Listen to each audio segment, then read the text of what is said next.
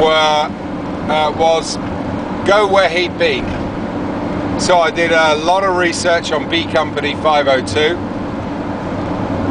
Started taking him to these places first. Nope, never been here. After a couple of hours, he owned up to me that he was misdropped further north of Utah into the water. He spent 12 hours in the water, a flooded area, and then went to a farm. The farmer gave him some Calvados and some vegetable soup. Wandered round on his own until the 10th of June at the top of the Carentan Causeway, joined Lieutenant Combs.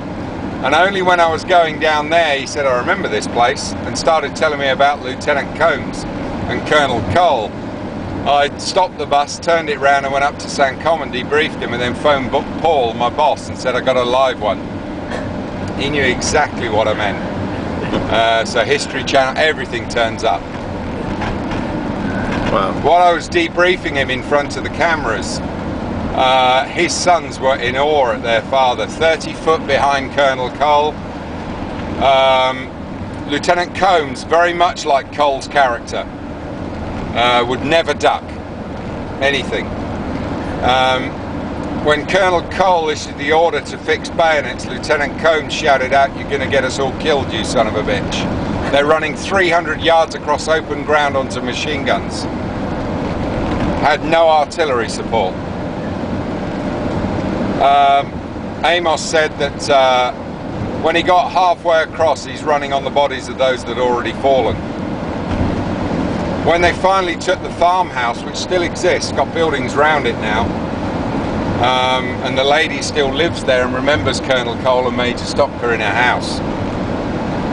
Lieutenant Combs ran past, and they stopped outside the hamlet of Pomenac, just beyond the house, about 150 yards beyond.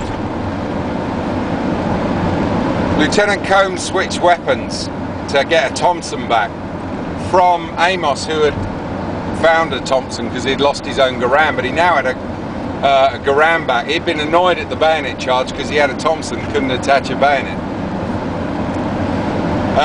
Lieutenant Combs led the charge with them, just the B Company guys, about 13 of them, running in really tight bunch into Pomenac. Lieutenant Combs was firing at the houses to the left, then firing at the houses to the right and the windows to keep the German paratroopers inside. A shell took Lieutenant Combs' head off, and they ran behind his body, blood spurting out and showering all of them, covering them. Ran for about 9 paces, and it was still firing to the left and firing to the right, and then dipped and fell into a doorway of one of the houses. Lieutenant Combs is buried in American Cemetery No. 1. The brain had already given it the command to run. Amos described it to his sons. It's like when you chop the head off a chicken. His sons had never heard any of it.